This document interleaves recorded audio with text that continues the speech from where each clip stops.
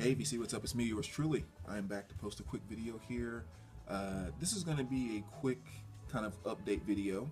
Just sharing a few things that I've picked up over the past few weeks, which hasn't been a ton, I guess, because I haven't been selling a lot on eBay, which is mainly what I've been doing with the whole purge thing. But I did sell a few things, so I was able to pick up a few things. So I'll kind of share those. I'll talk a little bit about Record Store Day. I've been seeing a lot of videos, obviously, in the past week or so with people talking about that, because we just had one. So I'll just kind of go over, really quick what I did and my thoughts on Record Store Day and all that good stuff. Me and Mr. Mayo put up a really good video talking about it. And I guess that's about it. Just kind of dive into that. And actually, I take that back. If you would indulge me for about 3 or 4 minutes here, okay, because I guess maybe I want to kind of talk about something since it's kind of fresh on my mind, that I typically don't bring up or don't talk about as much on Mr. Hall of Fame's channel here. And what it basically boils down to is I came to make this video actually right now because 5 or 10 minutes ago I was watching the Rock and Roll Hall of Fame induction ceremony. And like most things today, politics started to kind of creep its way into it. And I listened to Joan Baez kind of say some stuff or whatever. I'm still fine, okay, whatever, blah blah. And then Vedder from Pearl Jam gets on stage and he opens up. He starts talking about climate change, and so I was just like, click, screw you, don't have time for this crap from another person like you again. And so I turned it off and decided to come to maybe just do a video instead and talk about music a little bit and do something that's a little more fun. But I guess maybe since it only happened like 5 or 10 minutes ago, it's still kind of fresh, so I still have kind of this urge to say something about it. So again, if you would just indulge me for 3 or 4 minutes just to talk about something I normally don't talk about. And really what it is not even necessarily getting into a political debate or anything like that, but more so I just want to kind of share why that bothered me so much. That's really what I want to share. And it's just like when I see guys like him and Pearl Jam, or like Kurt Hammett a few weeks ago sent out a bunch of tweets about how serious global warming is, or climate change. I'm sorry, it's not global warming anymore. Climate change, and Trump needs to take it more serious, and blah blah blah. When I think about him and Metallica, or even this Vedder Pearl Jam thing, the reason that it bugs me so much is because there's no honesty within it, and what I mean by that is if Kurt Hammett thought that global warming was as big and a major an issue that it will be for his children or the future, how could he be such an integral part of the beast and machine that is Metallica, that when you look at just those 4 guys alone, I would love to know, if I had some magic ability, at the time all 4 of them died, what would be the carbon footprint that those 4 guys, just those 4 guys, have left on this planet? Which I would think it'd have to be pretty damn major to have just 4 men responsible for the amount of world travel and the amount of juice they've used to run thousands and thousands of shows, and every single show with all this equipment being hauled all around the world, and not to mention your homes, your toys, and the lifestyles you've been able to live based on your income, which I think is great. You're successful and you've done that. But for someone like him to act like he truly thinks it's such a major problem that the end is coming, but having no problem of keeping the beast of Metallica contributing to it to the degree that a Metallica does, that drives me crazy. That just the hypocritical nature of that. Because I feel like all of these people that get on that particular kick, they take themselves out of the picture, and then I'm all for this cause because it's important and we need to stand up and we need to. And my thought was, I wonder where Kurt was flying to when he tweeted that. I wonder what show or what event or the size of the home or anything else that he was in when he tweeted how important that was. And so whenever I hear an artist like that, especially when it comes to musicians, Hollywood elites, and stuff like that, it immediately drives me crazy. Immediately. And again, not because of, not even talking about debating climate change or not, not into that, but just being such a hypocrite from that regard. Now, I would have a lot more respect for a Kurt Hammond or Vedder or something like that if what they were tweeting out was saying, this is an important issue, we really need to focus on not wasting, polluting as little as possible. So all of us need to make a commitment over the next 3 years to cut back 20% on our usage and pollution. So whether you're an average everyday guy or you're the beast that's Metallica, let's all make this commitment.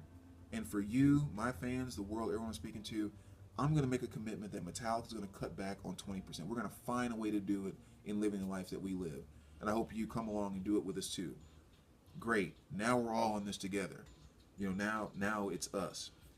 But again, for a beast like Metallica, Kurt Hammond, to say, Donald Trump, you need to go after them, that one, and that one.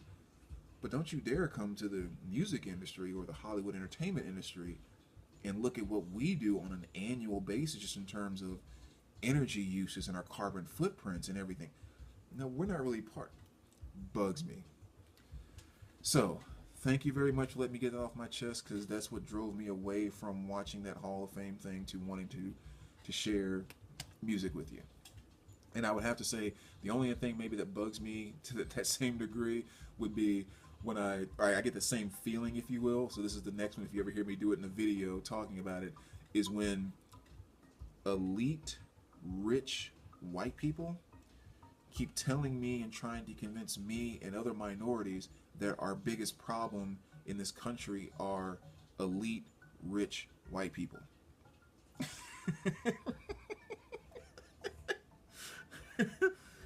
If I hear one more multimillionaire tell me that my problem is another multimillionaire, or another white person tell me that white people are my issue, it's, oh man.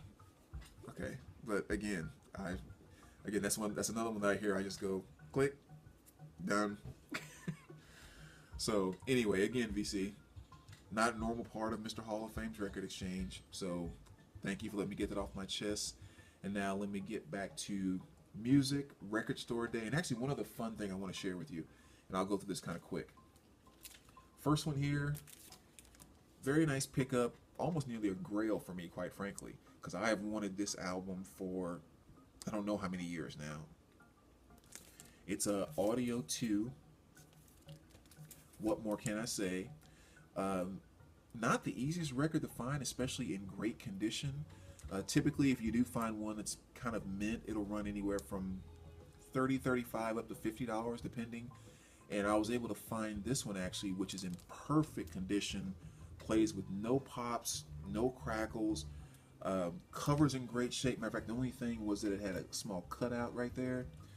But to grab this for about 15 bucks was an absolute steal. And again, emotionally and kind of, taking me back to my childhood kind of nostalgia thing, this album is a total grail in that regard for me. This is one of the albums that really represents what hip hop was like back when it was colorful, when it was fun, when it was okay to be funny, when it was okay to be a little silly, and just kind of enjoying the world of hip hop. And this one is absolutely great. So I cannot tell you how excited I was to pick up that album after so many years of wanting it. Next here, I picked up a copy of Iron Maiden's Death on the Road. So this was a good pickup, but also a little bit frustrating because Iron Maiden comes out with that second box set. I forgot the year, I think it's 1990 to basically the present, including some live albums thrown in there. And I did a pre-order on that, as well as 2 other albums that they're going to be reissuing from the latter Maiden. Well, I knew that they were going to be issuing this as well to go into the box set, and I thought this is kind of what it was, but when it arrived, I noticed that it was a picture disc. And I think the ones that they're reissuing as part of that box set release are on black vinyl. That's the one thing I do not like about import CDs on eBay. I'm sorry, let me turn this light back on here. Is that they use those generic pictures, and sometimes they don't even let you know that it's actual picture disc. So that really kind of ticked me off. But I mean, great album to have, and you know, I'll wait and see if they do reissue on the black vinyl, which I think they are. And if they do, that's why I'm kind of keeping this sealed for now. I'm just going to sell this and get a copy of the black vinyl instead for the box set. So again, good find, but was a little bit disappointing. It was a picture disc, and the exact same thing with this. This is going to be part of the box set, but this too is a picture disc, and if they release this on black vinyl, I'm just going to go ahead and keep it sealed so I can sell this one if that's the case as well. But moving right along, I am working on putting together a Black Sabbath box set, Past Lives, 2 LP live set, so I had a chance to pick that up.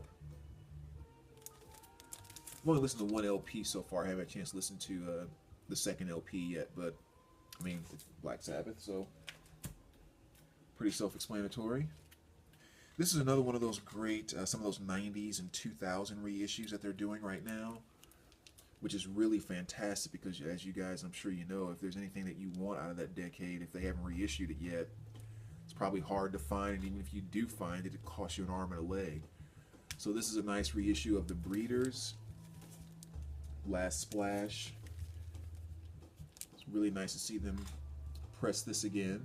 I'm sure the song that most of you probably remember off of here is Cannonball. That was a really big hit for them. Great song too. Next one here, Dave Matthews Band, Crash. This is a really cool album too, and definitely one of my favorites by Dave Matthews Band, mainly because this is the album that really kind of brought me to Dave Matthews Band. The first one I really heard. So the songs like Too Much and Crash Into Me were the first two songs I really loved by them, and then all other things I discovered by them came after. So this is a really nice pickup too. And I wasn't willing to buy this one for the longest time because typically it ran about $32 to $35, somewhere around there, and I just wasn't willing to pay that much cash for it. But it was kind of nice because this was one thing I didn't anticipate through my purge. As I'm cleaning out my collection and going through my records and everything, I was also switching over to the more of the Blake sleeves with the resealable flap and all of that. So I've cleaned out about 1,700 records. So a few weeks ago I had about 1,500 of the old sleeves. Well, I used to buy these sleeves from a specific record shop till they stopped selling them a number of years ago because the company that he ordered them from weren't making them anymore, blah, blah, blah. And I remember about 6 months or a year ago hearing him say, when I asked him about buying some, that, I'm running low, I can't really find any anymore, blah, blah, blah. So I just thought, well, I'll take these down there and see if he wants to buy them. And sure as heck, he was like excited as heck to buy them from me. Because again, he'd been needing them for quite some time, and here's 1,500 of them. So he gave me a really, really good trade deal on them, and that's how I picked up Dave Matthews Band Crash. So that was just exciting to me because I didn't really expect to get money or trade from sleeves. It was kind of a long shot that I took and ended up getting some really good trade on it. So that was awesome. Because I also picked up this one there, which is Ozzy Osbourne, Blizzard of Oz. And I'm glad I picked this up too, because as I was digging through the stacks, I saw this, and when it popped up, it looked in really good condition. So I thought, wow, let me check this out. I looked over and I was like, wow, the cover is just absolutely mint from top to bottom. Pulled out the LP and I was like, it's absolutely perfect. And I couldn't remember, I was like, is my copy this good? Or is it just near mint, excellent? I was like, I don't care, this was mint. I have this credit, I'm just gonna get it and I'll get home and look at it, whichever one's, excuse me, not the best, I'll sell it. Well, I bought it, came home, got ready to compare them. I didn't have it. I'm like, how in the world did I miss that? But I didn't have a copy of Blizzard of Oz. So I'm not sure how the heck that happened. But so it was nice to actually get a copy. So I'm glad that little error made me pick that up. And then I also picked up this Peter Gabriel, known as the Scratch Record. I'm still working on trying to complete my Peter Gabriel collection. He's an artist I've been listening to quite a bit lately, and sometimes artists just have a way of kind of reviving themselves in your rotation, and Gabriel's kind of doing that right now. He's really digging, going back and listening to all his stuff. Another addition to the Sabbath collection. Finally got back a copy of We Sold Our Soul for Rock and Roll. Don't need to say anything about this. You guys know the masterful greatest hits that this album is. Now, I've listened to it like 3 times since I've had it. So this is just a great album to spin when you really don't want to worry about flipping or digging through your collection. This is one you just put on and just let go. Now, these last few here are records that I picked up on Record Store Day, and as I said, I'll do maybe a little quick ramble about Record Store Day. I really don't do Record Store Day anymore. To me, it is more or less turned into another kind of Black Friday, and I don't do Black Fridays. Matter of fact, I think in my lifetime, I've gone out once on a Black Friday. Well, I guess I did a couple times when I was younger with my mother, but as kind of as an adult, I went out once, and that was about 3 or 4 years ago. And it wasn't to buy anything. It was just, I hadn't been out in quite some time, and I thought, I just want to go out and just watch. It's like literally I just went out to people watch. I wasn't looking to buy anything and did not buy anything. And it reminded me, oh yeah, this is why I don't like Black Fridays. And anyway, Record Store Day has kind of turned into the same thing. Like many things when it gets big and blah, blah, blah. Now, I love Record Store Day in the sense that I love what it does for the independent record stores. I love how packed those places are, and that they have this huge day of sales, and just kind of anything that can really help those guys and gals keep things going and moving forward. It's awesome, and Record Store Day definitely draws in a huge crowd and a lot of money for them, and that's absolutely awesome. Never want to take that away from them. But it's just like it's kind of the Black Friday thing. Even I remember that time when I was in there watching, and one of the thoughts that kept going through my mind was, this is supposed to be kind of the introduction into the holiday season. Christmas and celebration and joy and family and all, just all the different positive elements that go with it. And when I was sitting there watching people doing their thing during that Black Friday, it was like, I don't see any elements of this. I see this as being kind of the one time where people have the most permission to be, to have less joy and to be more selfish and just really to do things and act ways towards people that you wouldn't almost any other day of the year. It's like, how is that vibe? There's something positive about that at all. And that's why I never, again, don't do the Black Friday after Thanksgiving or whatever. Well, I really have the same feel now about Record Store Day. It's I think me and Mr. Mayo told a good story about someone who was digging through a stack, and someone that actually saw him or her flip to something and like reached around him into the stack to pull out what was right in front of him. I would almost bet the guy that did that, all the other times he goes into a record store any other day of the year, I would almost feel safe to bet he would never do that any other day. And so again, it's great that the excitement and everything builds the way that it does, and it's becoming a bigger thing. But just like, it's our human nature. We always have to try to start screwing things up. When something gets big and great and it becomes something that could be a really fantastic thing, it just seems like the darkness of our spirits have to start creeping into it. Whether it's small steps until it gets, but all of a sudden we get a little more selfish, we get a little more greedy, we get a little, and I just don't like to. I don't like to be around that stuff. I don't like to experience that stuff. Now, I don't have any problem with anyone that does, love getting up and going out and doing the shoulder-to-shoulder bump and grind, and they get satisfaction. More power to you. It's your life, and you need to do things that make you happy.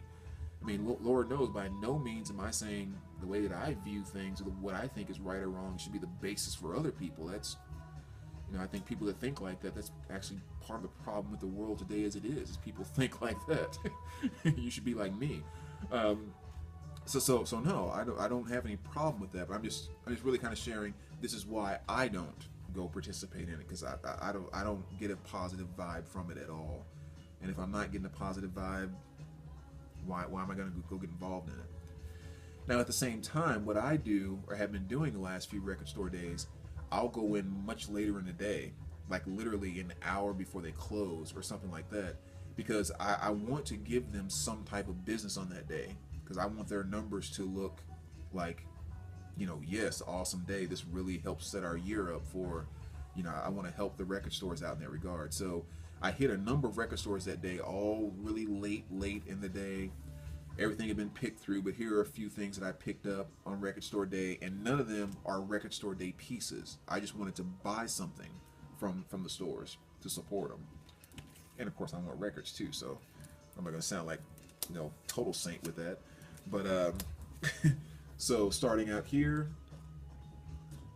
I'm in a Strange Town, Blues and Gospel, 1927 to 1967. Just kind of a nice piece, a compilation of a number of different artists, and just great blues and gospel, just like it says. Stuff that sounds like it was recorded in a barn inside of a, singing into a tin can. Just great, down home, real, from the soul. I mean, just a really, really great album. So that was a good pickup on Record Store Day. Here's one I couldn't believe people skipped over. The Church. This is pre-Cinco Aurora. Really, really great album. A few months ago, I picked up a collection of about 5 or 6 Church CDs and had never really heard any of their other stuff outside of Starfish, and just listened to them all and realized this is a fantastic band that I've just slept on for I don't know how long. And this was one of the CDs that I had. So when I saw it on vinyl, I was like, heck yeah.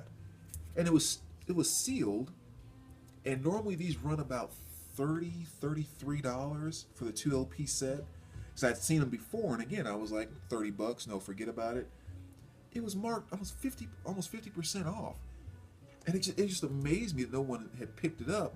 And matter of fact, when I saw the price and knew end of record store day was still sitting there, I'm starting to look around and try to find, like, what's wrong with it. There's got to be something, and it's like, no.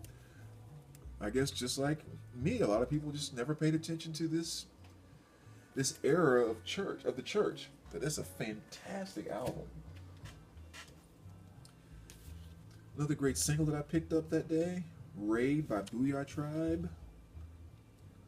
Definitely takes me back to my high school days.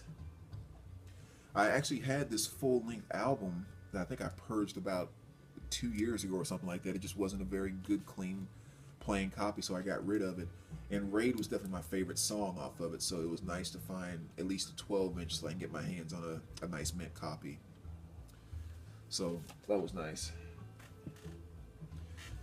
And I picked up this original pressing of Kraftwerk, Trans-Europe Express.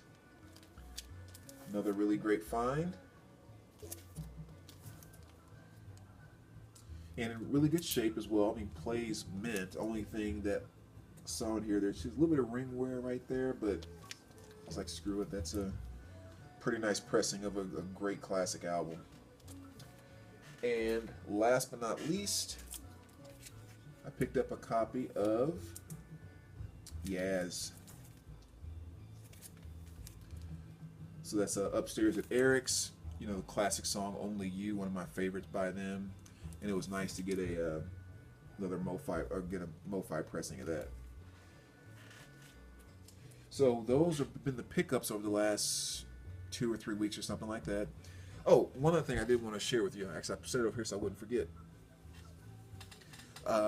My older brother, is good friends with a guy who plays professional basketball overseas, and he's from our hometown. And so one of the things that he's done since he's become very successful is he always said he wanted to come back home and kind of do something positive for the town he grew up in and everything else. So what he decided to do was to really open some opportunities for guys by starting a semi-pro professional basketball team from our hometown that you know, they travel all over the country playing other teams. I think the league is at NABL or something like that. But it gives these guys a chance to, you know, make their name, get in the spotlight, travel around and play and all that good stuff. Well, I went to one of their games the other day for the first time, and they come out and they're warming up, and I'm looking at their jerseys, and I'm, you know, like, is that? And like, I'm checking out the mascot, and I can't really see it at first because, you know, jumping around doing the layup lines and all that. And then one comes and stands kind of right in front of me, and I'm like, holy cow, that has to be probably one of the coolest mascots ever. And so after the game, I went and bought a t-shirt, and you'll see why, and tell me the first thoughts that go through your mind when you see it. When they introduce themselves as the Southern Illinois Pharaohs, and that's the mascot. So when they first came out, and again, they're jumping around and doing their thing, I was thinking, is that Eddie on there? I was like, no, that can't be. But see, again, they're kind of moving and jumping around, and all I'm seeing is that. And I'm thinking, no, don't tell me they took the Iron Maiden mascot. But then I guess the more, you know, obviously when I got a chance to actually look at it, you can see the cheeks and stuff are different. But just with those eyes and everything, I mean, I just thought that was really cool. So I went ahead and bought a t-shirt too, which was really, really awesome. I was like, shoot, now that's a freaking team mascot right there. If you can get that close to an Eddie lookalike. So I thought that was really neat. And of course, my brothers, nobody had any idea what I was talking about. But but I knew. So anyway, just thought I'd share that with you. Thought that was kind of cool. So anyway, VC, thanks for letting me ramble. Thanks for checking in as always. And we'll talk to you soon.